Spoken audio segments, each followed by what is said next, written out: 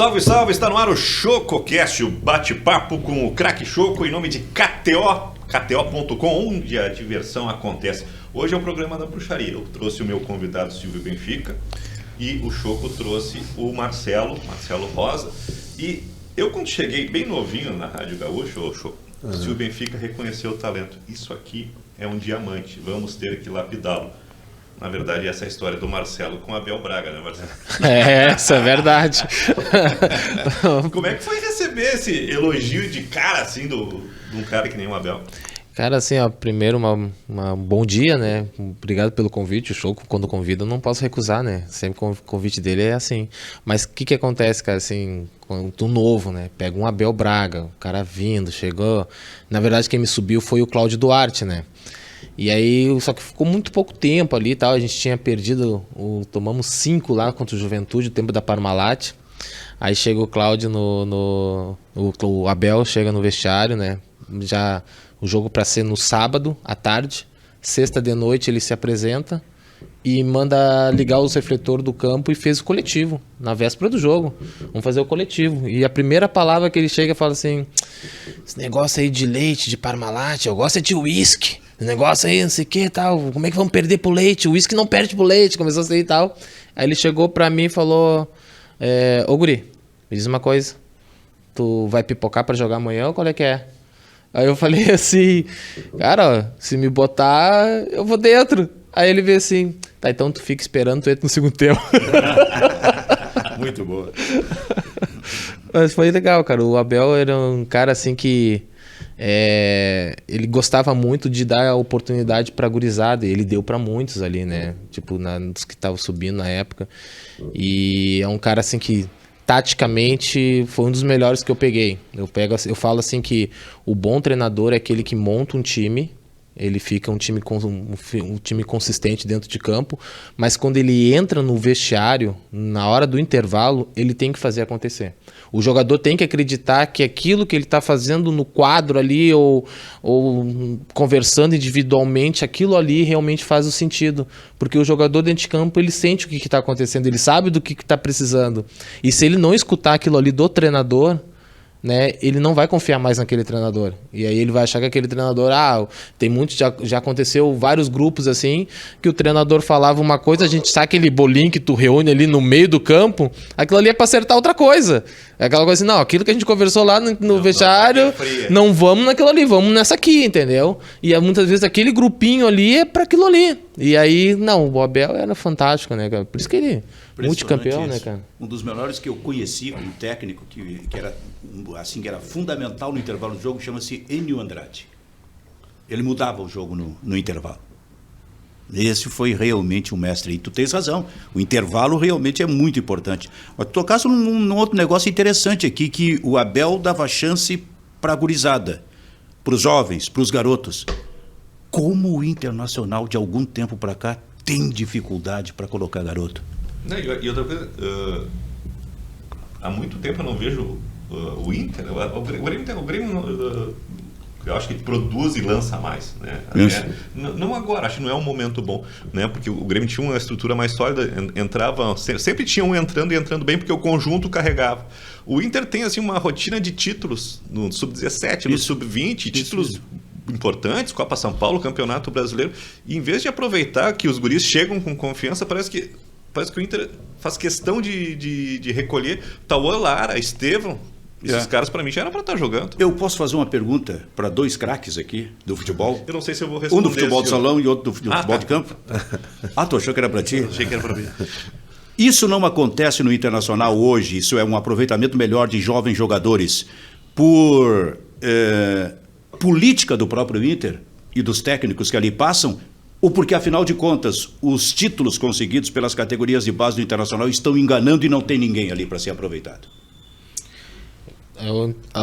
Eu vou fazer questão de responder, cara, essa pergunta, que eu vivi lá dentro do Inter, na base, por um certo tempo, e eu posso falar com muita propriedade em relação à pergunta que tu fez. Existem alguns aspectos que fazem com que hoje o Inter e o Grêmio, às vezes, tem uma certa dificuldade, mas principalmente o Inter, não posso falar tanto pelo Grêmio, porque daí eu já não conheço como é que tá lá dentro, mas do Inter eu conheci. parte por alguns pontos. Primeiro, o Inter hoje ele faz uma captação. Muitos jogadores aí que surgiram não foram jogadores criados realmente dentro do Inter, né? Foi prospectado, então não teve a criação lá dentro. O custo que o Inter tem hoje dentro da categoria de base, ele é muito alto. Só que chega no profissional 2%.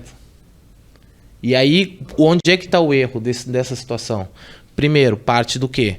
Tu não vê hoje um ex-jogador lá dentro do Inter. Então, quer dizer, tudo bem que tu precisa da parte didática, parte teórica tal, mas a parte prática, isso não tem. E por que hoje não forma jogador? Porque um jogador hoje de 14 anos está ganhando muito dinheiro. De empresário, do clube. E esse jogador não vai chegar porque ele já não tem mais a ambição de querer chegar. Não tem fome. Ele não tem fome para aquilo ali. Então isso aí é o maior erro que tem na base. É o que eles ganham hoje na base. E aí ele já se torna a estrela ali.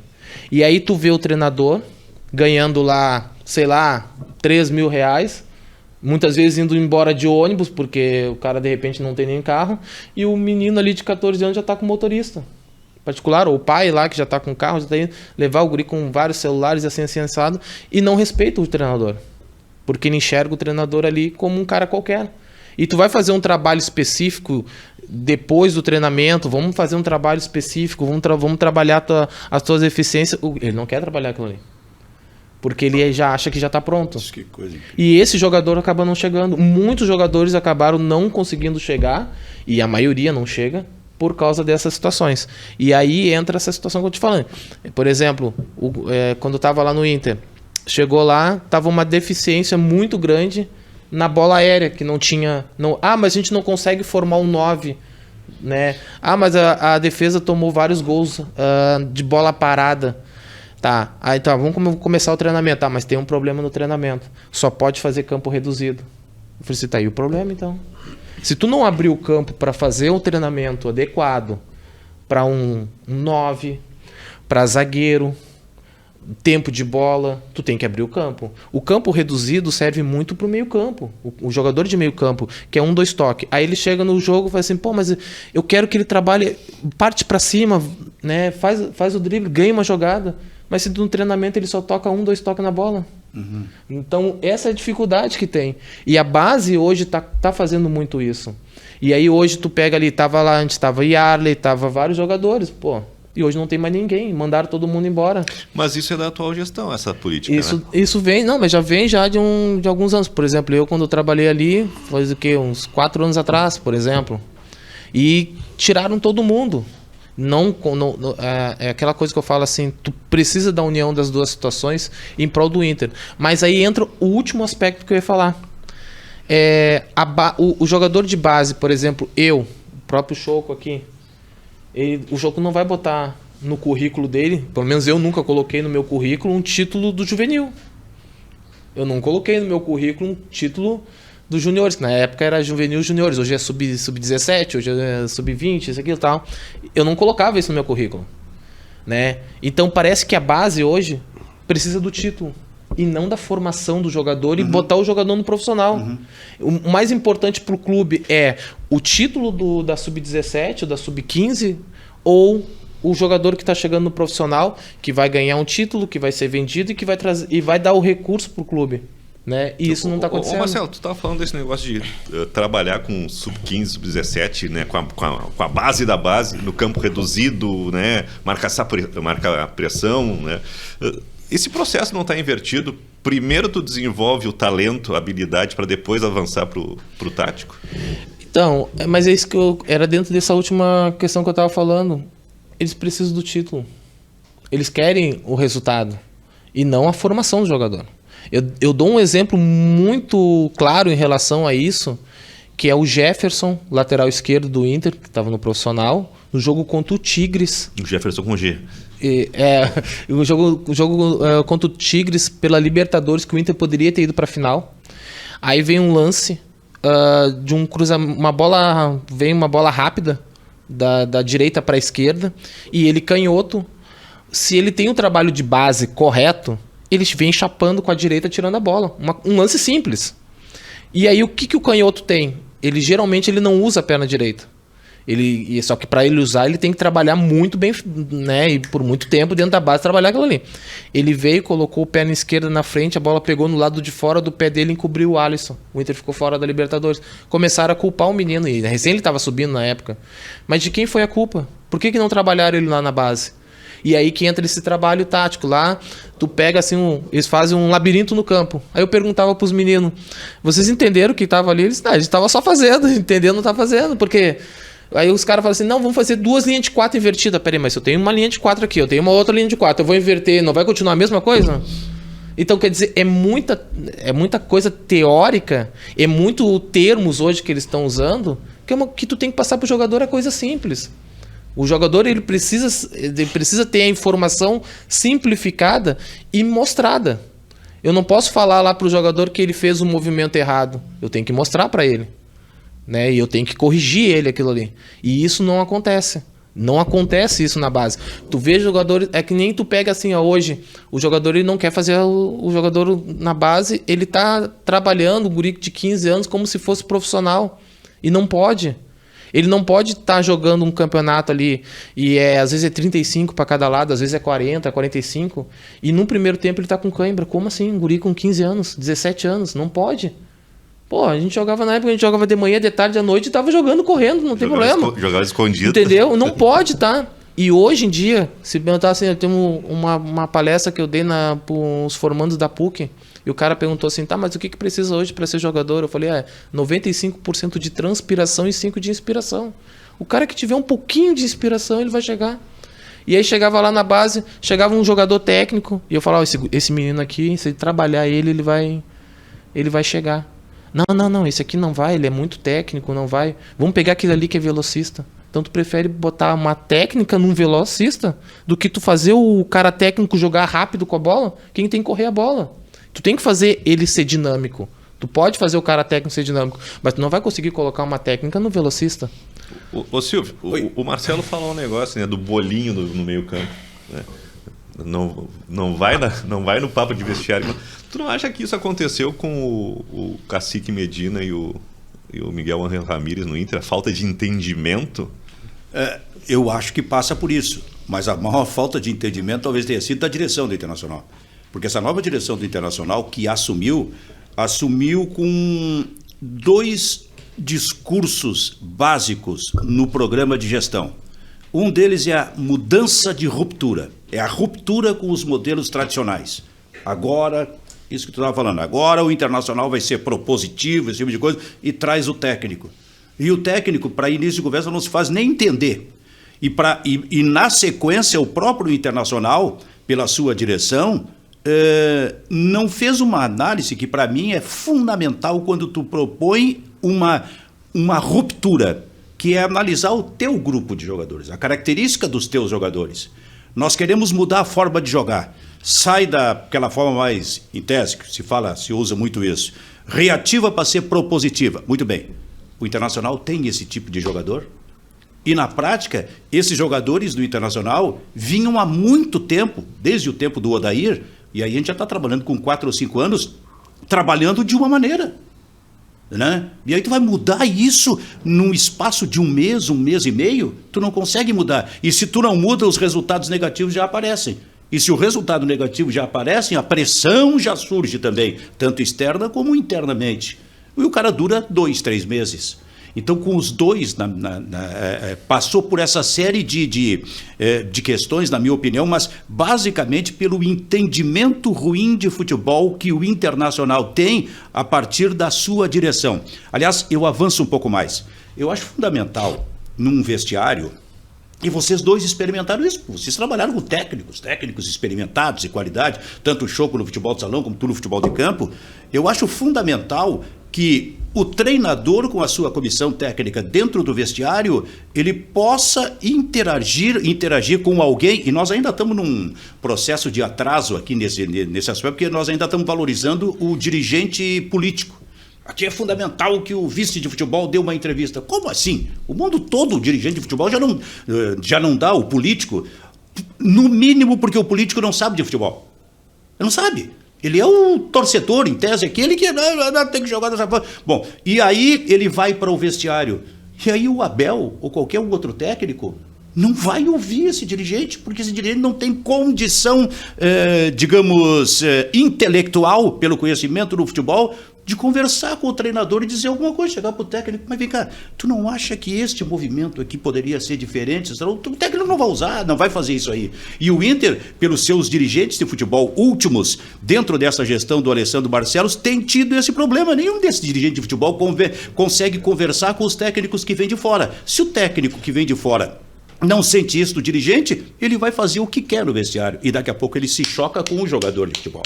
Porque o vestiário é muito do jogador de futebol também, né, cara? Então o Internacional está seguramente enfrentando esse tipo de problema. E quando eu falei no programa de gestão, a questão da ruptura, a segunda questão que estava lá no programa de gestão, eu li, era o aproveitamento de jogadores de base. Para que no terceiro ano e o terceiro ano em seguida dessa direção já vai chegar. Tá? Nós estamos com 1 ano e meio já de trabalho. O terceiro ano já é daqui a 6 meses. Para que no terceiro ano o Internacional tenha da sua categoria de base 3 ou 4 jogadores já estabelecidos como titulares do time do Internacional. É possível ver isso hoje? Não. Não é possível. E o incrível desse processo é que daqui a pouco tu tocasse nisso, Marcelo, daqui a pouco o dirigente vê no jovem jogador, na sua categoria de base, o seguinte: precisamos ganhar, temos que mostrar para o Brasil que nós temos título. E isso hoje é ruim para o Internacional, porque o Inter tem os títulos e não tem o aproveitamento. Tem alguma coisa errada aí. Por isso é que eu perguntei para vocês, onde é que está o erro desse processo? Está nos jogadores, nos jovens jogadores? Bom, em princípio talvez não, porque eles vêm ganhando e ganhando e ganhando. Mas aí justamente é esse ponto. Porque o que acontece? A base está ganhando alguns títulos. Isso. Né? E esses jogadores não estão sendo aproveitados no profissional porque justamente o profissional não está ganhando títulos. Então, tudo é resultado. A partir do momento que trouxe lá o Medina para vir para cá para assumir, ele vem com uma metodologia de trabalho diferente para montar aqui, só que não deram nenhuma estrutura para ele de jogadores, de contratação. Estou falando de contratação. Isso. Por exemplo, o Abel que está lá no Palmeiras. Por que ele deu certo? Por que o Jorge Jesus deu certo no Flamengo? Porque os caras tinham dinheiro, o cara foi lá, eu quero fulano, eu quero ciclano, eu quero... E botou tudo no eu vou botar... Você vai me contratar... Para aquele time que já não tá dando certo, provavelmente eu também não vou dar certo. Eu tenho que trazer alguém. Eu tenho que trazer pelo menos ali uns 3, 4 para poder, né, dar uma cara. E o Medina não teve isso. Mas é isso. Quer ver, Choco? Quer ver uma coisa? Tu vai lá, antes de contratar o técnico, tu vai conversar com o técnico. Tu vai procurar entender quais são os tipos de movimentos táticos, por exemplo, que o técnico gosta. Como é que esse técnico gosta de jogar? Muito bem, tu te apaixona pelo técnico. É isso mesmo que nós precisamos, esse tipo de coisa. Tá contratado. Mas aí eles dão um olho assim para dentro. Mas vem cá, parei. Agora deixa eu ver os nossos jogadores que a gente tem. Se eles têm as características necessárias para atender esse tipo de ideia do treinador. E se eu tenho dinheiro para comprar também, né? E se tem dinheiro para... Não, mas aí é o desdobramento. Aí tu vai olhar, não. O nosso grupo vem jogando de uma forma, eles estão adaptados a esta forma, eles vão ter o dirigente, eles vão ter dificuldade de se adaptar a isso que ele quer. Então nós precisamos contratar 4 ou 5 jogadores. Aí tu vai para o desdobramento. Tenho esse dinheiro? Não tenho. Mas vou trazer esse técnico de qualquer maneira. E aí entra outra coisa. Eu tenho algum jogador hoje na base que eu posso vender e fazer esse dinheiro? Isso. Também não tem. Exatamente. Ô, Choco, isso acontece no futsal também? Até eu ia comentar, Silvio, Marcelo e Kleber, o que acontece? O futsal eu acho que fica um pouco mais fácil, porque quando vai chegando no final do ano, a maioria dos clubes faz contratos de 1 ano no futsal. Sim. A não ser que pintem umas joias aí os caras estão fazendo contrato de 2 até 3 anos. Porque tem jogadores que hoje... Vamos lá, eu coloco aí... Acho que não dá para encher uma mão de jogadores diferenciados hoje no futsal. Mas entra no que o Marcelo falou, no que você está falando, na base. A gente teve lá um podcast com o seu Clóvis Tramontina e ele mesmo comentou que ele não vê mais jogadores habilidosos. E a CBF demorou 20 anos para ter o primeiro título. Depois de 20 anos teve vários títulos. E hoje ele já faz 40 anos, 42 anos que a CBF, né? Não, fez 45, eu acho. Então, 25 anos que a CBF vem ganhando. E ele está reclamando que não tem jogador da base que suba. Eu, particularmente, lembro de 2, 3 que subiram da base da CBF. Um foi o Júlio Zanotto, que subiu, chegou aí na seleção, foi para a Rússia e não voltou mais. Então, tipo assim, um time que investe. Eu falo da CBF porque eu moro em Barbosa, eu conheço a gestão do Carlos Barbosa, mas tem a equipe do Magnus, que está investindo muito, o Joinville, né, que investe muito no futsal, o Corinthians também investe muito no futsal. Então, são equipes que investem e querem aquele retorno. Então, dificilmente, a gente está vendo, o Magnus tem uma base boa, a CBF tem uma base boa, o Joinville teve uma base boa. Está tendo agora uma Copa Mundo de futsal que eles estão fazendo até 21 anos para descobrir talentos. Mas não chega. Os meninos jogam 2, 3 meses, o clube não valoriza o jogador como um profissional, que no caso do campo já é diferente, os meninos já ganham quase igual o jogador profissional, os meninos estão indo para a Europa. Então tem muito jogador brasileiro no futsal que a gente vê no Mundial jogando contra o Brasil. Os meninos vão jovens para os países e se naturalizam uma curiosidade, espanhol, italiano, enfim. Uma curiosidade que eu tenho, no futsal, na minha cabeça está sempre futebol de salão. O tempo do futebol de salão, viu, Marcelo? Como era bom. Se o Benfica é um talento de Osório. Talento, joguei muito, hein? Joguei muito. Talvez tenha nascido na época errada. Se eu não tivesse nascido há 20 anos, 25 anos, 30, o Choco teria sido meu reserva. O Silvio Benfica que projetou Elozardo, um dos maiores atacantes da Associação Santa Cruz. Olha aqui. Mas o que eu ia perguntar para o Choco era o seguinte: no futsal também acontece esse processo que tem no futebol de campo, isso é a multa contratual do jogador. Surge um jovem jogador, o Choco, com 16 anos de idade, uma coisa assim, já pode ser usado no time de cima, assim, mas daqui a pouco não, mas vem cá, a Europa pode vir e buscar. Então, também existe essa multa contratual, se ou a CBF, por exemplo, corre o risco a qualquer momento, tendo um talento jovem, de perder esse jogador ao natural? Não, corre de perder, sim. Claro que em Carlos Barbosa, os caras, quando eles descobrem esse talento, eles já fazem um contrato e tem multa. Mas nos jogadores, né, do time principal, eles têm contrato. Hoje, muitos clubes têm carteira assinada. Era para ter todos da Liga Nacional, mas 100% não tem. Mas eu falo por a CBF, eu conheço que o Magnus tem, que o Joinville tem, que o Corinthians tem. Então, tem equipes que já estão se profissionalizando no futsal. E as equipes que são do campo também, tem muitas equipes que já está profissional quando imigrou do campo. Todas as equipes do futsal, o São Paulo está voltando com o futsal também. Então tem muitas equipes do campo que estão fazendo futsal. E teve um encontro muito, muito legal aí do Marquinhos com o treinador do Palmeiras, né? E o treinador do Palmeiras exaltou muito que o futsal é importante para o futebol de campo, que é muito importante. E eu acho, o Marcelo sabe que a gente trabalhou junto aí, o Marcelo é um cara que dispensa comentário. Eu gosto muito do Marcelo da maneira dele que ele trabalha. Nós tínhamos um time aí, o Brito tinha um time que era o Avenida, sub-20, mas nós tínhamos meninos de 16 anos, cara. Se a gente continuasse com aquele time mais 2 anos, nós que ia estar vendendo jogadores, porque a maioria dos meninos que a gente tinha, que a gente botou na mão do Marcelo, os meninos foram tudo para cantos diferentes jogar. Então, vingaram. E vingaram, tem muitos meninos que vingaram. Então, o que acontece? A gente não teve apoio, né? Na verdade, patrocínio, para continuar com aquele, porque era um custo alto. O Brito estava com alguns parceiros e então não é de 1 ano, a gente tinha o quê? A gente teve o time 2 anos, né, Marcelo? Eu acho que 2, 3 anos. Pô, nós jogamos contra o Grêmio quando o Lincoln estava jogando no Grêmio. Uhum. Pô, e o nosso time fez um jogo contra o Grêmio sensacional. Então, é difícil. O Léo Ortiz era do Inter na época. O Léo Ortiz era do Inter na época também. Então, umas coisas que a gente bate. Mas no futsal, Silvio, ainda está demorando ainda para muitas coisas acontecerem. Esse professor Marquinhos Xavier, que é o treinador da seleção, né, que é um cara sensacional, que ele está tentando que o futsal seja mais profissional ainda, o seu Clóvis Tramontina querendo que o futsal seja olímpico. Então, tem muitos times ainda que não aderiram a isso, e a gente tem que se unir para que isso aconteça.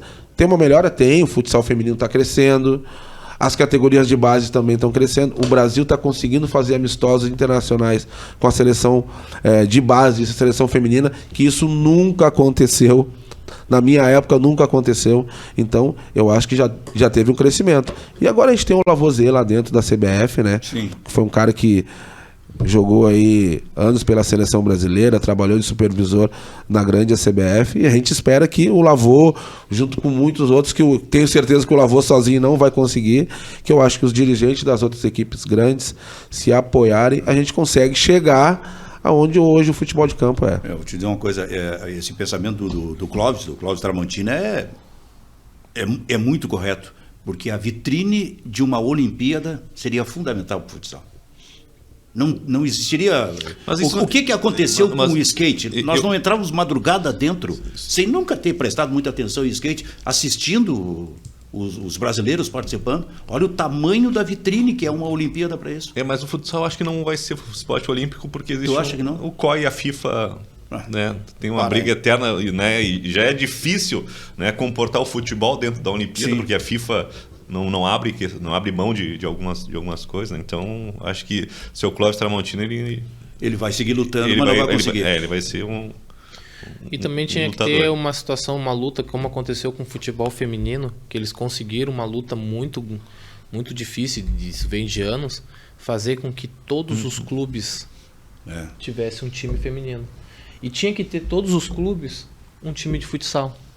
Por exemplo, Inter Futsal, Grêmio Futsal, Corinthians Futsal, Flamengo Futsal. Isso poderia ajudar muito Mas vou te dizer, Marcelo, vou te dizer, eu esse ano que passou, no começo do ano, eu tentei muito. Tentei conversar com o Inter, tentei conversar com várias pessoas lá, não tive retorno, falei com assessor de imprensa, falei com o pessoal do marketing, sempre um empurrava para outro, e eu tive uma conversa com o pessoal do Grêmio. Cara, fui muito bem recebido mesmo, e bateu ali no lance de patrocínios, né? O futsal ainda tá, mas eu acho que se a gente tivesse tempo, eu acho que poderia ter acontecido, e ia acontecer ali no Grêmio, porque o pessoal ficou muito interessado. A gente não fez uma reunião, a gente fez várias reuniões, e foi lá na arena, e me receberam muito bem. Então e também não tem como pegar um Grêmio e um Inter, né, um time de camisa, de fazer um time que vai entrar na competição, vai entrar no Campeonato Gaúcho e tomar porrada, né, Marcelo? E como a gente hoje está com um litígio entre Liga e Federação, porque a Federação e Liga não se dão, aí tem duas competições, quando entra o Inter e o Grêmio, tu tem que jogar uma Liga Nacional. Então aí já a régua sobe, né? Tu tem que contratar jogadores de nível. E a CBF mete medo aqui, né? Então tu tem que fazer um time já para bater com a CBF, com o Atlântico, com a Soeva, que são os times que jogam a Liga Nacional. Ah, é difícil? Não. Mas tu tem que ter bala na agulha para, né? Daí já é um outro contexto, contratar jogador, moradia para jogador, então não é fácil. Então, quando tu vai fazer um projeto desse, tu tem que ter, né? Porque tu não pode fazer um time mais ou menos e tomar porrada. E tu sabe como é que é uma torcida de camisa, né, Marcelo? Tu teve a oportunidade. Então, Grêmio e Inter não é fácil. Sim, não, eu não, realmente tem razão. Mas eu digo assim, ó, que para ser uma situação de que consiga ter uma visibilidade melhor, que daí vem patrocínios, infelizmente são os times de camisa, né, que precisa ter, e aí teria que ter, claro, essa união das federações, aí vem interesses, aí vem muitas situações que de repente impede hoje de conseguir. É que nem tem lá o Benfica de futsal, Barcelona, futsal, Real Madrid, futsal, tu tá entendendo? Lá em Portugal tem um clássico, Sporting e Benfica. Sim, acontecimento. Imagina, entendeu? Que era para ter uma situação aqui. Claro que tem aqui, tem a CBF, tem a liga, as ligas de futsal, tem os times já que já tem tradição, mas que não tem, que é a torcida local, né? Tipo aqui, como a Carlos Barbosa, como tem, são tradicionalismos aqui no futsal, mas só que são fora vamos supor, quem não conhece o futsal, quem não acompanha o futsal em outro estado, não sabe o tamanho que é um time de Carlos Barbosa, por exemplo, da fora quem não conhece futsal. Mas se tu pegar na época que tu jogou no Inter futsal, por exemplo, né, que tinha um baita de um time, vocês tinham naquela época lá que eu acompanhei Apesar bastante. do Choco, né? Tinha um baita de um time, quer dizer, se tivesse mantido aquilo ali, tivesse, sabe, criado uma situação, mas na época também não tinha o recurso que tem hoje, não tinha. isso também tem isso. Aí entra patrocínio, tem um monte de coisa que de repente impede, de repente, hoje o futsal ser maior do que deveria. Por exemplo, o futebol feminino ultrapassou o futsal infinitamente. Né? Então é um esporte que veio e que hoje já tomou conta também, o futebol feminino de campo, e que de repente era para o futsal estar nesse mesmo patamar, né? Mas a gente tem, Marcelo. Deixa eu a gente aproveitar para dizer duas coisas importantes. KTO.com, onde a diversão acontece, e chegou o açúcar, tá, Choco? Beleza, Cleber. Não, mas falando assim, Marcelo, hoje, cara, eu tenho a oportunidade sempre de acompanhar. Cara, se vocês verem hoje a estrutura do Carlos Barbosa, tem time de campo que não tem a estrutura que a CBF tem. De fisioterapia, de fisiologia, de tudo. Os caras têm a melhor preparação, o melhor ginásio hoje aqui. A CBF é um dos melhores times do mundo hoje. Te digo assim, não por ter jogado no carro. Não é à toa que o supervisor passou pela CBF, o técnico passou pela CBF, né? A excelência. É um dos melhores times do mundo. A CBF foi campeão mundial, como o Magnus também é campeão mundial de clubes, né? A CBF é a maior vencedora da Libertadores, é a maior vencedora da Liga Nacional, né? Então é um time que a gente tem que sempre reverenciar o seu Clóvis por tudo que ele faz pelo futsal, porque o futsal gaúcho não seria vamos dizer, todo mundo está jogando a Liga Gaúcha hoje no Rio Grande do Sul, porque a CBF, porque o Atlântico estão jogando, e a Soeva, que são os times de Liga Nacional, estão jogando. Se os três dissessem hoje, vou jogar amanhã a federação, todos os clubes vão jogar a federação. Por quê? Essa é a troca. A CBF foi jogar em Casca agora, há 2 semanas atrás. Não tinha lugar no ginásio. Então, os caras, eles chegam a trocar o dia dos jogos, porque a CBF pode no final de semana tem a Liga Nacional, então faz os jogos no meio de semana. E mesmo sendo no meio de semana, nessa cidade pequena, lota. O Atlântico foi jogou segunda-feira em Uruguaiana. Não tinha lugar. Jogou ontem... jogou terça em Uruguaiana e jogou ontem em Itaqui. Também não tinha lugar. Então, é uns times, Marcelo, que aonde eles vão. Agora, tu imagina o Grêmio ir jogar no interior, aonde o Grêmio não joga no gauchão. Em Itaqui, em São Borja, em Uruguaiana. O futsal, além de dar essa visibilidade, é uma questão de aproximação, né? Através do futsal vai chegar onde o time profissional não chega. E eu conversando com o Yarley estava fazendo esse trabalho de 9, eu acho que há 12 anos no futsal. E o Inter cortou. E, cara, é tão simples fazer um futsal nessa categoria. E outra, o feeling que dá pra essa meninada. Às vezes tem muitos lances que eu vejo no campo, Marcelo, os caras fazer. Eu digo, se esse cara tivesse jogado futsal, ele não tinha feito isso. Porque o estalo é muito rápido. A gente tá sempre ligado que tem um nas costas, o outro. Claro, né? Nós vamos falar de talentos que nem o Marcelo, que nem outros jogadores, que os caras... Mas tem alguns jogadores que precisam de uma sacudida. Ô Silvio, mudando de assunto um pouco, Lucas Leiva no Grêmio é uma boa? Olha, cara, se a gente for analisar assim, especificamente a questão do jogador Lucas Leiva, eu acho que seria uma bela contratação para o Grêmio, se a gente for olhar o histórico. Só que aí vem aquela expressão que eu gosto de usar, que é o desdobramento. É um jogador que já está com 35, 36 anos. Eu não sei mais qual é o grau de motivação depois que ele, dentro dos sonhos dele, conquistou muita coisa, jogando na Europa. E jogar na Europa, jogou 15 anos, mais ou menos. Ele saiu do Grêmio, acho que 2006, 2007, para lá, cara. Está há 15 anos de Europa. Quanto vai custar para o Grêmio?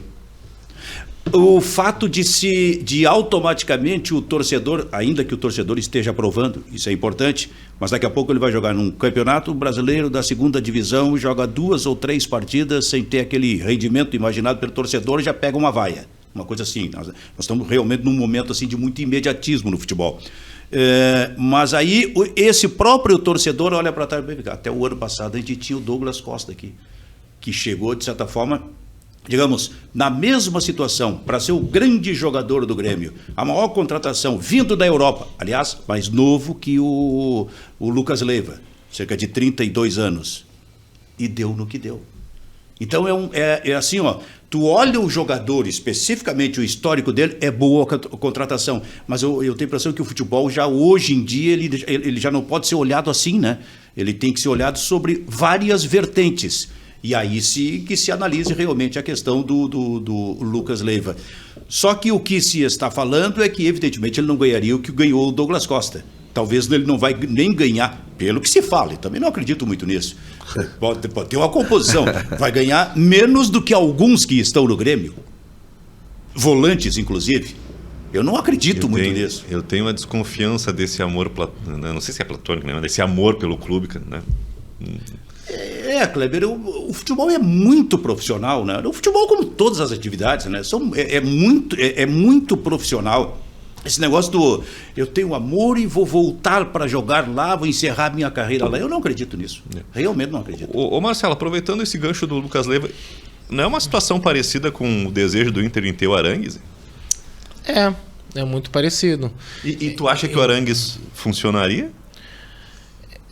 Pode ser que sim, cara, porque é um jogador diferente, né? Então, por exemplo, o Douglas Costa, que fazendo a comparação entre o Douglas Costa, o Arangues, o Lucas Leiva, são características diferentes. O Douglas já veio meio baleado de fora, lá do exterior.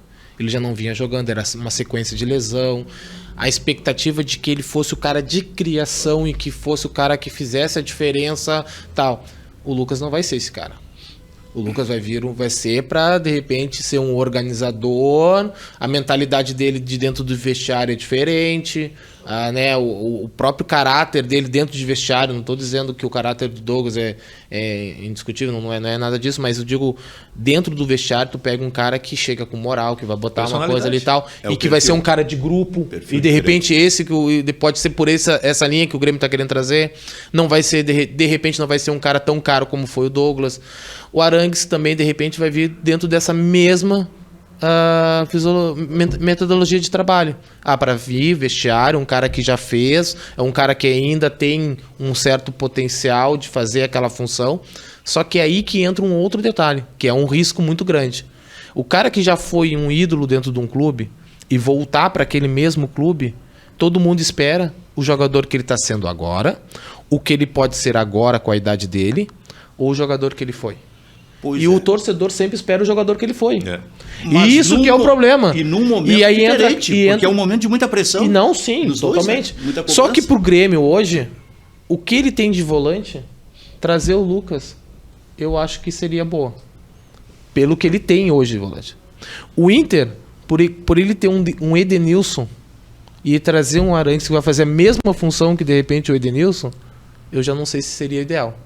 Tá entendendo? Seriam duas situações bem diferentes. O Arangues, em tese, ele não seria mais caro pro Inter do que o Lucas pro Grêmio. Sim. Tá? E o Arangues, ele chega nessa situação de que ele chega para ser titular.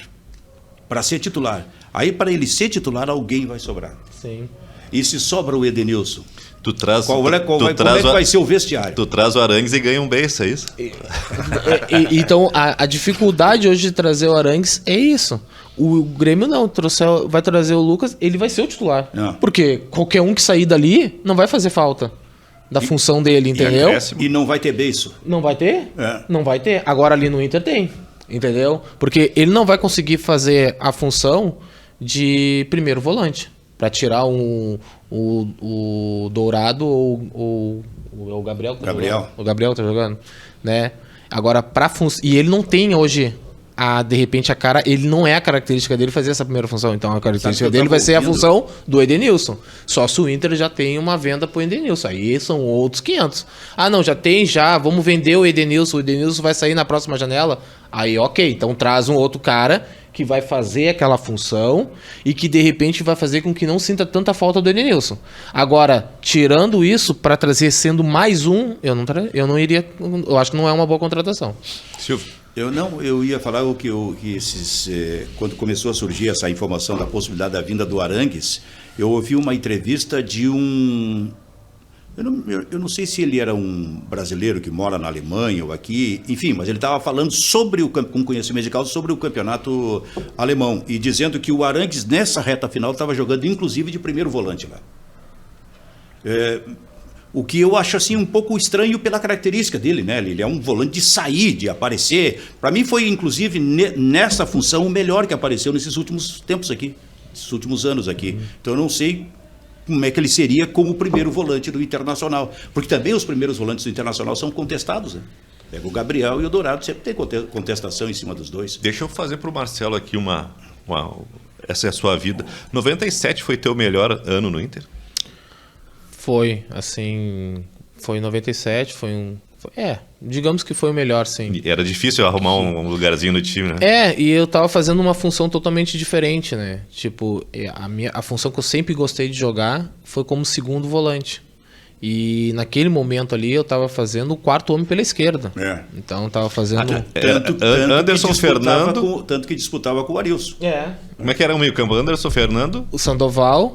E aí jogava o Arilson. E o Celso Roth, ele definiu, cada um é reserva de um... Era isso? Não. Aí, por exemplo, o que tinha assim... Por que eu ganhei esse espaço? O Arilson, ele teve, se eu não me engano, 4 jogos de suspensão. Então, os primeiros 4 jogos do Brasileiro ele não pôde jogar. E aí, tinha ali para botar, por exemplo, o Celso Roth poderia ter botado o Murilo na função, fazendo o quarto homem pela esquerda ali. E naquela época não jogava muito. Hoje em dia tu tem... são os extremos, né? Então hoje em dia os meias que eram centralizados abriram, né? E naquela época não, tu fazia ainda o centralizado. Então, por exemplo, Sandoval que ficava girando ali pelo meio, o outro pelo lado esquerdo, mas caindo, fazendo uma marcação pela esquerda. Aí o que o Celso pensou em fazer? Vou fazer um quarteto ali de quase volantes, tirando só o Sandoval que não era. Então ele botou um volante, que era eu, que tinha a saída boa, que tinha o passe bom, que chegava na frente, tal, e me botou como meia avançado pela esquerda para acompanhar as subidas de lateral, aquela coisa toda e fazer o suporte ali. E acabou dando certo, porque nós ganhamos a primeira partida do jogo lá do Corinthians, que o Christian fez 3 gols, e depois foi indo, começando a ganhar. Quando o Arilson voltou, já tava aquela coisa, tem que jogar o Marcelo, tem que jogar o Arilson, tem que jogar o Marcelo, aquela coisa toda. Só que o Arilson voltou, e até ele voltou no jogo contra o Palmeiras, no Beira-Rio, e tava todo mundo querendo que eu jogasse. E o Celso, ele gostava muito de falar individualmente com aqueles que ele queria contar ao longo do campeonato, e ele chamava num cantinho, e eu fugia dele na concentração, porque eu sabia que ele queria falar comigo. E aí eu sei que teve uma hora que não deu, bati de frente com ele, ele já me puxou pro quarto assim e tal, e aí ele chamou o Christian, chamou o Regis, que era o que andava comigo assim, que era pra, tipo assim, vamos manter o Marcelo ali ativo, pro Marcelo não... E aí eu sei que ele me tirou naquele jogo e tal, e aí manteve o Arilson ali por alguns jogos. Depois o Arilson foi fazer a ala esquerda, e aí foi que eu começava a entrar um pouco mais, ficava ali como titular e o Arilson fazendo a ala esquerda. Só que cada jogador que saísse, vamos supor, o Anderson, que jogava praticamente 3 partidas. A terceira ele quase não jogava. Ele tomava cartão no primeiro jogo, tomava cartão no segundo e ficava fora do terceiro. E aí o que ele fazia? Botava o Arilson naquela função, botava um lateral de ofício e eu fazia a outra função de meio campo. Então vamos supor, eu nunca fazia a primeira função. Aí o Anderson estava fora, o Fernando fazia a primeira, eu fazia a segunda. O Fernando estava fora, eu vinha fazer a segunda. Então eu estava sempre mudando a minha função ali, então fui mais como um 12º jogador naquele ano de 97, mas joguei muitas partidas, fiz muitos gols, inclusive e foi o Grenal. Isso, e inclusive foi dali que foi a minha contratação para ir pro Flamengo 2 anos depois, que foi em 99, que daí eu fui pro Flamengo em função do que eu fiz em 97, né? Ali que daí eu fui pro Flamengo. Aí chegando no Flamengo, sim, eu joguei na minha função, segundo volante, ali foi muito bem, né? Ali foi bem tranquilo. E jogar no Flamengo é diferente de jogar na... Totalmente diferente. Que tem diferente? Assim, na época aqui no Inter, a gente era muita pressão, né? Porque aqui é Inter e Grêmio.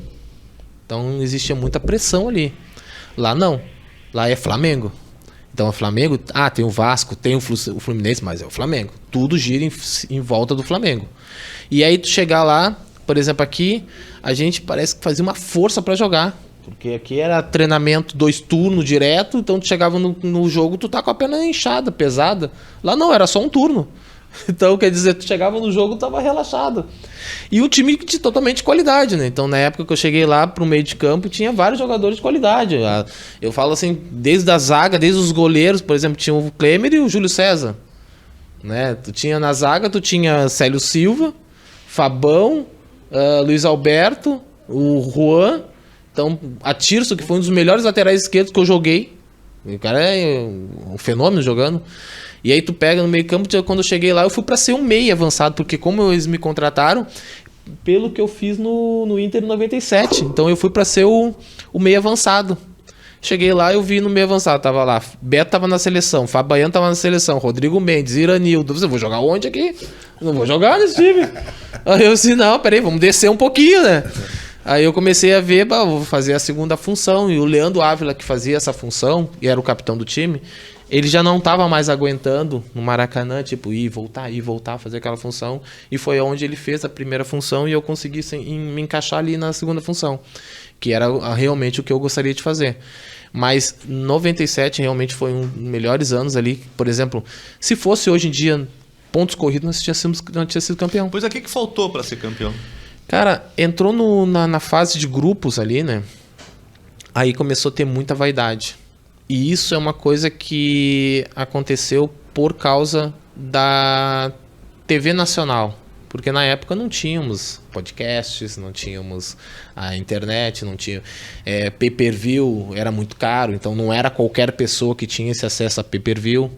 Então, para ter uma ideia... Acho que o Sport TV estava começando. Estava começando, isso. E aí o que acontece?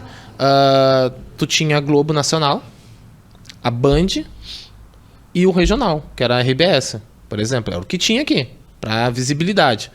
Em 97 eu fiz 9 gols, se eu não me engano, no Campeonato Brasileiro. Eu fui o terceiro goleador do time. O primeiro foi o Christian, o Fabiano, depois fui eu, junto com o Sandoval. E aí o que acontece? Passava ali Torres, ninguém sabia quem eu era. Eu fiz 2 gols no Flamengo, um dos gols estava entre o mais bonito da ESPN Internacional. Então, quer dizer, a visibilidade era muito maior. Então, para o jogador ter essa visibilidade aqui no Sul, era quando vinha jogar contra o Flamengo, contra o Corinthians, contra um Santos, para ter essa visibilidade. Se vai jogar contra o Paraná Clube, não vai ter. Vai jogar contra a Juventude, não vai ter. Ou o Grenal. E mesmo assim o Grenal passava aqui, porque na época que tinha o Grenal, tinha um Fla-Flu, tinha um Flamengo e Vasco, ou tinha um Flamengo e Corinthians, e aí a nível nacional passava aqueles outros jogos e o Grenal continuava passando aqui. Então o que aconteceu? Quando entrou nessa fase de grupos, a Globo Nacional começou a vir muito aqui. E aí tudo em cima do Christian, todo mundo em cima do Christian. E começou a ter a vaidade. Essa que foi a grande realidade. Chegava num jogo assim que poderiam passar pro Christian a bola, tentavam fazer a jogada para poder aparecer para fazer um novo contrato. Porque já estava final de ano. E aí tu não fazia a jogada pro time, fazia a jogada individual. E isso começou a ter essa dificuldade. Tanto é que nós ganhamos todos os jogos em casa e perdemos todos fora. E ficamos fora das finais. Naquele ano. Mas se fosse pontos corridos, tivesse continuado na situação de pontos corridos, ou se fosse hoje com uma mídia para todo mundo, o Inter tinha sido campeão. Porque o time que nós tínhamos era fantástico. Ou no mínimo vice, né? Porque o Edmundo também estava numa fase espetacular. Mas tipo assim, nós até na fase, coisa, nós pegamos o Vasco e os caras não... O time estava muito bem. O nosso time ali no Inter, a gente tinha elenco, que a gente tinha o time titular muito bom, a gente tinha o time reserva muito bom, tinha as trocas. Pô, então o Inter ali, a gente sabia que a gente chegava e a confiança, que na verdade tudo é base, é a confiança, porque tu pega os mesmos jogadores de repente em outros clubes, em outro momento, ou até no mesmo próprio clube, muitas vezes, o cara não conseguiu porque tu não tá com aquela confiança. Mas naquele momento a gente chegava assim na concentração, um olhava pro outro, quanto é que vai ser o jogo hoje? A gente não se preocupava. E quando a confiança não tá, tu fica entrando no campo e já tá assim, pô, o que vai acontecer hoje? Será que, pô, essa torcida aí, será que eu vou conseguir sair depois? Como é que vai ser o portão 8 depois? Sabe? Tu ficava naquela Onde linha. é que eu deixei meu carro? Onde é que eu deixei meu carro? Nem vou botar. Já ligava antes de começar o jogo, já ligava pra alguém assim, ó, pega o meu carro aqui, vem cá pegar a chave aqui, aí tira do campo, leva embora, depois eu vou de táxi. Ô Silvio, tudo isso que o Marcelo tá contando, esse é o melhor Celso Roth, tu que conviveu com o Celso Roth dos dois lados? Eu acho que foi, Kleber. Porque ele encontrou. E o incrível daquele processo é que o Celso esteve para ser demitido, né? No famoso vamos mudar não mudando. Naquele jogo. Estava naquele jogo? Quanto o Veranópolis. Não, aí é que tá, cara. Aquele jogo, eu fiz aquele jogo. Eu estava lá e eu fiz essa entrevista com o Pedro Paulo Zacchia. E o jogo foi em Venâncio Aires contra o Guarani, que tinha um centroavante chamado Marcos Vinícius, se eu não me engano. Eu acho que ele fez 20 e poucos gols naquele campeonato. E o Inter perdeu por 2-1. E aí foi e o Inter já vinha de 2 empates e 2 derrotas seguidas. Tava mal, eu fiz esse levantamento recentemente. E o Inter estava com esses 4 jogos de defasagem, muita pressão da torcida já, velha pressão interna inclusive. Aí quando o Inter perde para o Guarani, em Venâncio Aires, naquela tarde de domingo, bom, Celso está demitido. E aí vem o Pedro Paulo Zacchia e faz a famosa frase. E o Celso ganha força ali. A frase é do Zacchia ou do Ibsen? Do Pedro Paulo Zacchia. Nós vamos, eu estava na entrevista, nós vamos mudar, porque a grande expectativa nossa era assim, ó, qual vai ser a declaração dele em relação à demissão do Celso? Aí ele diz, nós vamos mudar não mudando. Foi a primeira frase dele, marca até hoje, né? Repetida pelo Romildo Bolzan recentemente. Agora, por que o jogo foi aquele lá, em Venâncio Aires? Porque eu lembro que nesse jogo contra o Veranópolis, que o Inter perdeu o jogo, depois ganhou aqui de 4-0, nós já estávamos indo para a parte final, Kleber. Era o plantão da Gaúcha, para a parte final do Campeonato Gaúcho. E eu não estava aqui, eu estava na Copa América na Bolívia, em 97. Então, por isso é que eu lembro que o jogo foi em Venâncio Aires. E aí, o Celso, a partir dali, se sentiu fortalecido, conseguiu com vocês encontrar esse melhor modo de escalar o Internacional, movimento tático, um time equilibrado, esse tipo de coisa, e o Inter começou a mil. Tanto que esse jogo contra o Veranópolis, que perdeu, e depois ganhou aqui de 4-0, e já foi para decisão com o Grêmio. E foi um empate, se não me engano, o primeiro Grenal ainda estava lá fora, e depois a vitória com o gol do Fabiano. Mas ele tem um outro detalhe dessa coisa que ninguém sabe, né? Quer dizer, pode até já ter, de repente, alguém já ter falado, hein? Mas o Zacchia só falou essa frase, foi a reunião dos jogadores com o Zacchia pedindo a permanência do Roth. Tu tá entendendo? Porque o jogador tem essa força. Se ele acredita no trabalho, se ele quer o trabalho daquele treinador, ele chega lá para dizer assim, não vamos tirar o cara. Porque na verdade, foi o que aconteceu com o Abel em 2020, verdade, né? O Zacchia ia tirar. Entendeu? Eles iam trocar.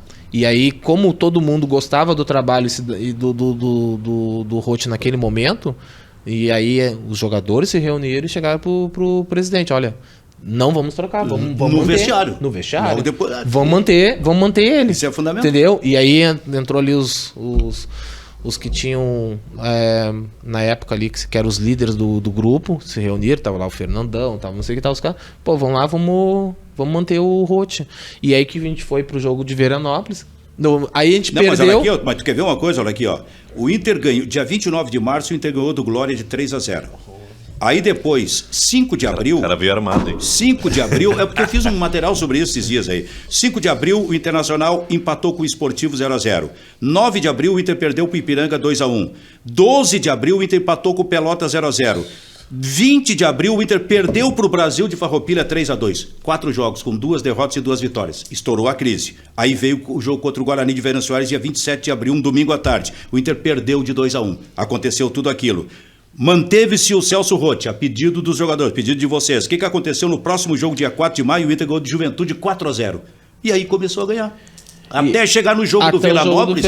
Mas aí já estava. Mas é tipo assim, aí quando chegou no jogo de Veranópolis, que a gente perdeu lá o primeiro jogo. 2-1. Isso. E depois precisava em casa ganhar no tempo normal e na prorrogação. Ali já começou a pressão de novo. Perfeito. Você tá entendendo? Perfeito. Ali já começou de novo que, devia ter trocado, já devia isso, devia ter aquilo, tal. Então, aí é que se fez a confusão.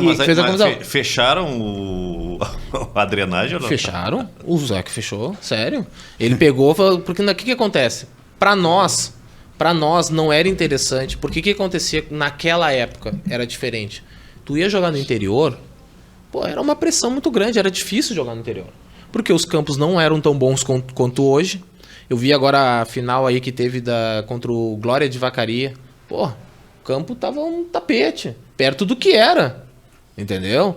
Perto do que era antigamente, que era realmente um lodo, né? Era difícil de jogar. E gauchão no inverno, né? E gauchão no inverno, que seguia, né? O gauchão era longo naquele momento. Então, o que acontece? O time do interior vinha para jogar aqui na capital, era assim, ó, era um ou outro que conseguia fazer frente. Só que com o campo ruim que tava, a chuva tava muito forte de sábado para domingo, muito forte, choveu o sábado o dia inteiro e tava chovendo à noite, chegou de manhã, mandou fechar lá. Não vai ter jogo. Por quê? A previsão era que segunda ia ter sol. E aí o que ele fechou? Não teve jogo e segunda portão aberto. 4 horas da tarde o Beira-Rio lotado. Portão aberto. Não teve, era free. Então o que acontece? Lotou o estádio, né? A gente precisava ganhar na época no tempo normal e na prorrogação. Até eu fiz o primeiro gol, fiz um gol de cabeça no lance ali de escanteio, fiz o primeiro gol naquele momento ali e tocamos 5, né? Foi ao natural, tempo normal, prorrogação, tal, o jogo foi ali. E aí que a gente já foi com aquela moral, tal, aquela coisa toda para as finais, né? Para as finais contra o Grêmio. Aprende, quando a coisa estiver feia, tu fecha o registro. No futsal, como é que vai. Aliás, futsal também é assim. Futsal, os caras desligam a luz. Cai a chave. Não tem luz. Não tem luz. Vai demorar para voltar. Mas essa questão do grupo fechar num momento difícil pro técnico e segurar, tu viveu isso no futsal? Tchê, teve alguns momentos que sim, teve sim. A galera... Dependendo do treinador, eu tive um problema no Inter também, quando trocaram o treinador, aquelas trocas de treinador por causa de um jogo, o treinador ajeitava jogo, no futsal ajeitava muito, acontecia muito isso, e aí a gente foi para uma viagem, o treinador tirava 1 ou 2 para ajeitar o jogo, só que nós tínhamos um time muito bom, né? Não ia 2, 3, mas a gente bagunçava igual. Mas então acho que tudo que é esporte é assim, eu acho que o cara se une, não, vamos tirar o fulano, vamos tirar o ciclano, não. É que às vezes os caras, eles querem fazer coisas que para eles é simples, vamos fazer uma cirurgia aqui, tchau, né? E não é assim, o jogador quando se apega com o treinador, eu lembro muito bem da minha ida para a CBF com o Jarico lá. Cara, o Jarico era contestado. O maior vencedor de títulos da CBF é o homem. E o homem, cara, o nome dele era trabalho. Acabava o treino, ele dizia, neguinho, vem aqui, tá me devendo daquele treino, daquele dia. Tem que ficar meia hora comigo. Cara, E aí, quando eu fui pro Mundial, ele disse pra mim, viu? Aquela meia hora que tu ficava comigo.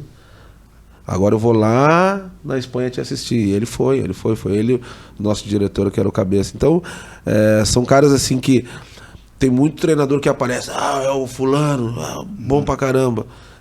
E o Jarico era um cara que era ferrinho, era o dia a dia dele. Grandes coisas, não tinha grandes coisas, mas ele entendia o jogador. Quando o jogador, hoje não tô legal, deixa o fulano. Aí às vezes o outro ciumento vinha, pô, tu vai deixar o fulano não vem treinar. Cara, deixa ele. O fulano lá na segunda-feira que vem, o fulano chegava, acabou o treino, todo mundo cedo indo embora. Ele dizia, Kleber, fica aí comigo. Tu me deve meia hora, 40 minutos. Esqueceu?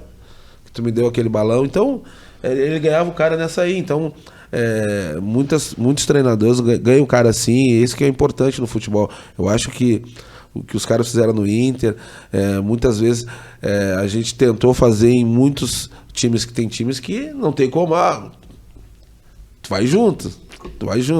Então essa briga, quando os caras, os grandes, se reúnem, aí não tem como. Vamos lá, vamos montar uma CBF de 96 que tinha Fininho, que tinha Danilo, que tinha Marquinhos, tinha os caras, Bagé.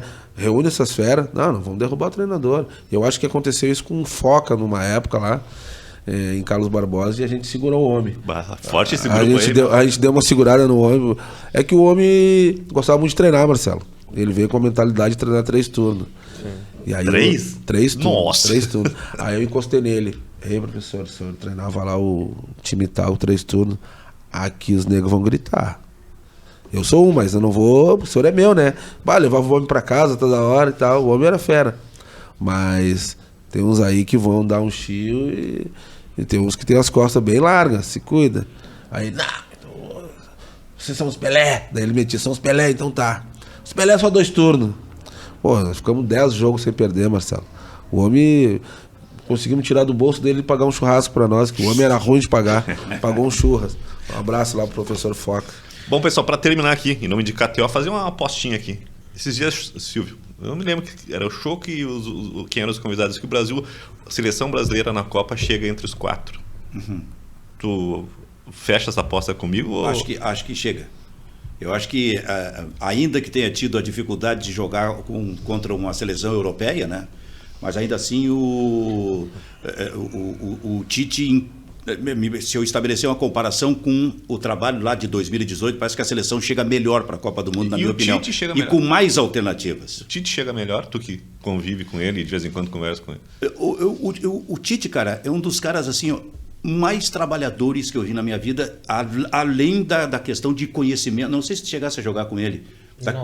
Da questão de conhecimento do futebol, de informação. Aliás, foi um cara que inovou na CBF, porque até então, até o Dunga, os técnicos iam para a CBF no dia da convocação dos jogadores da seleção, depois voltavam para os seus estados e 2 ou 3 dias antes da apresentação dos jogadores estavam lá. O Tite mora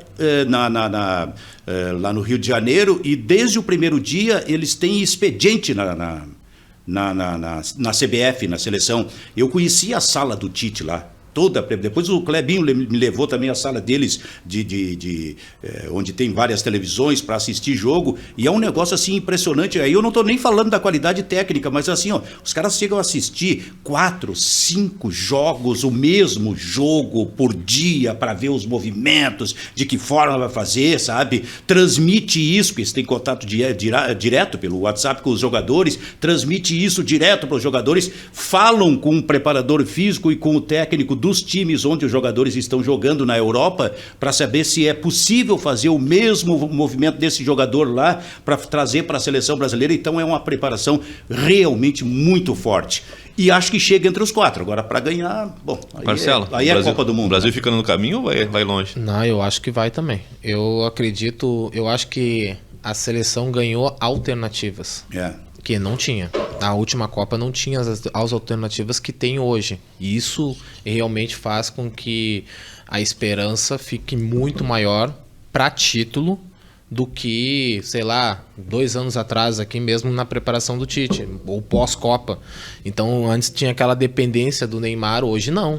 Hoje, se o Neymar não jogar, de repente até o time até se encaixa até melhor, de repente, uma situação, né? Claro que é um jogador indiscutível, mas eu acho que a seleção vem muito bem preparada. Eu acho que ela vai chegar muito bem para a Copa do Mundo, mesmo não tendo ainda, né, um amistoso contra um europeu, não teve essa situação.